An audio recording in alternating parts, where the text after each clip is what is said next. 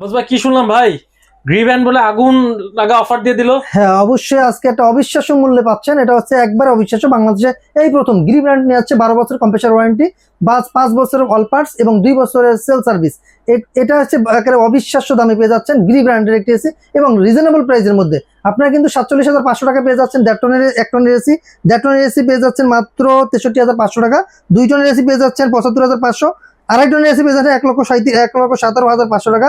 3 টনের এসি 1,37,500 টাকা।